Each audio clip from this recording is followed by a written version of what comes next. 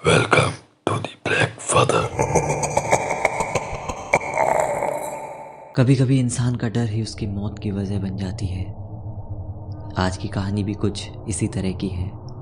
ये कहानी राहुल की है, जो कि पेशे से एक राइटर हैं। तो चलिए जानते हैं राहुल के साथ ऐसा क्या हुआ। राहुल बताते हैं कि पोस्टमार्टम घर के पास मेरा नए 2 कमरों का मकान था, जिसमें 2 अलग अलग पुलिस वाले रहते थे। ये इलाका इतना सुनसान था कि लोग यहाँ बसना नहीं चाहते थे। मेरे एक दोस्त के घर में जन्मदिन की पार्टी थी। कोहरा इतना तेज था और दोनों पुलिस वाले ड्यूटी पर गए हुए थे। मैं किचन में रहा करता था ताकि मुझे लिखने में आसानी हो। मैं एक भूतिया कहानी पर काम कर रहा था। रात के 10 बजे के करीब मैं घर लौटा और आते ही मैं अपनी कहानी लिखने लग गया। वो बात अलग है कि ये कहानी आज तक पूरी नहीं हो पाई। किचन काम चलाऊ था, जिसमें मेरे लेटने से लेकर कुर्सी मेज सभी आ जाते थे, लेकिन अंदर कोई कुंडी नहीं थी। मैं डंडा लगाकर काम चला लिया करता था। कहानी लिखते लिखते अचानक मुझे डर का एहसास हुआ। मैंने लिखना छोड़कर रज़ाई में लेट गया। मैंने मोबाइल ऑन किया और गाने सुनने लगा। अभी 5 मिनट ही हुए होंगे कि कबूतर के पंख फड़फड़ाने की आवाज़ आई। मुझे लगा कि कबूतर शायद अपना घर बना रहा होगा। फिर मैं बिना फिक्र किए दोबारा गानों में खो गया। कुछ देर बाद ठीक उसी तरीके से एक फड़फड़ाने की आवाज़ आई। मैंने ध्यान नहीं दिया। तीसरी बार फड़फड़ाने पर मैं थोड़ा डर गया। आखिर इतनी सुनसान रात में ये कबूतर इतना फड़फड़ा क्यों रहा है? मैंने अंदर से ही चीख कर डंडे से आवाज़ लगाई कि कहीं कोई चोर तो नहीं है। लेकिन इसके बाद फिर से वही फड़फड़ाने की आवाज़ आई और चुप होने का नाम ही नहीं ले रही थी। मैंने रज़ाई हटाई और मैं बाहर आ गया।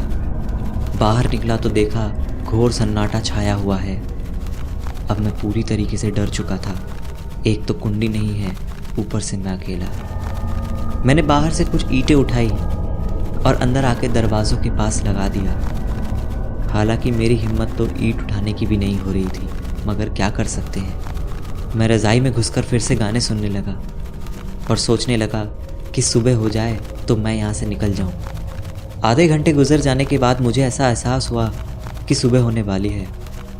फिर अचानक से दरवाजे पर लगी ईंटें सारी बिखर गई। मैं बिना हिले डुले डर कर चुपचाप रज़ाई में घुसा रहा।